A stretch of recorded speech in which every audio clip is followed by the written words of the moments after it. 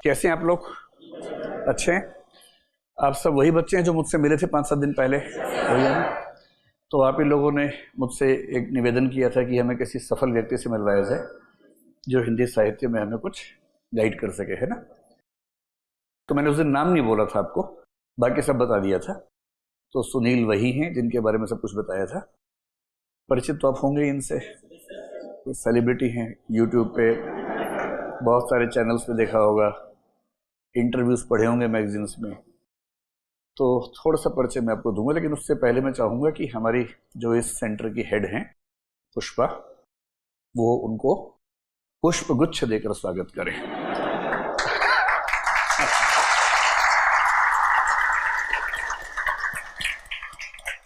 अब तुम बैठ के सुनो आराम से, मैं थोड़ा विस्तार में परिचय दूंगा भाई तुम्हारा, ऐसा थोड़ा ना।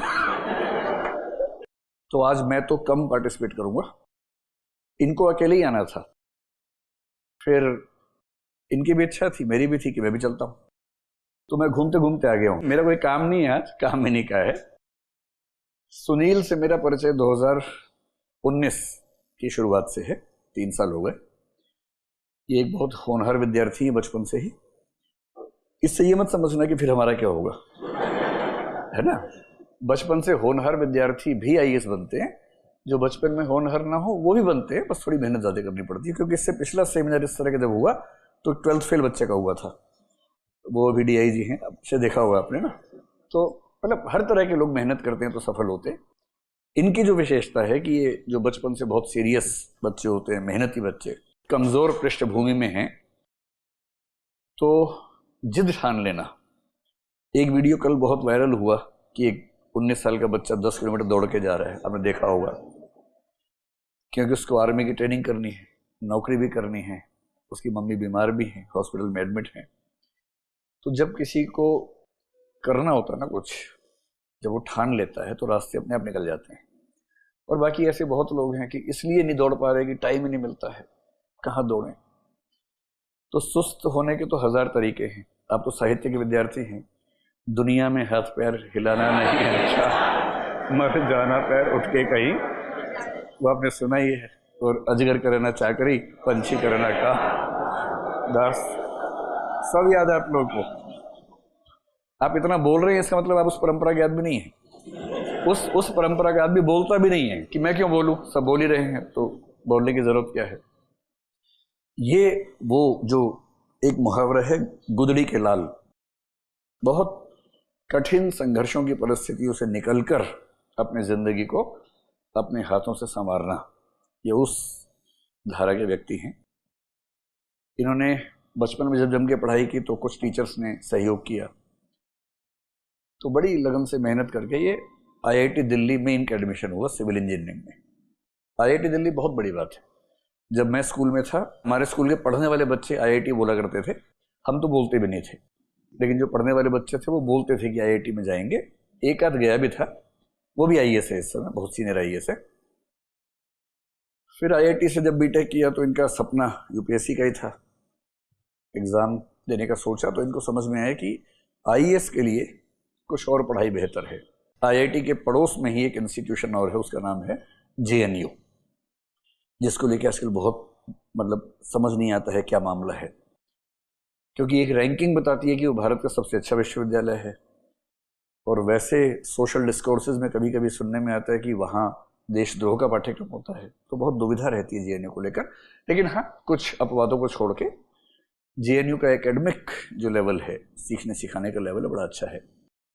तो इन्होंने जेएनयू से एमए किया ज्योग्राफी में 2 साल, 2017 से 19। उसी समय एग्जाम दिया, 18 का अटेम्प्ट, पहला ही था ना, उसी में इनका मेंस हो गया।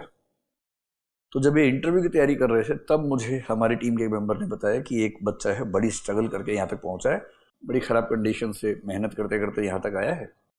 फिर हमारी भेंट हुई, इन्होंने तैयारी की हमारे साथ इंटरव्यू की। उस समय सिलेक्शन हो गया पहली बार में, रैंक थोड़ा पीछे था, आईआरएस बन गए थे।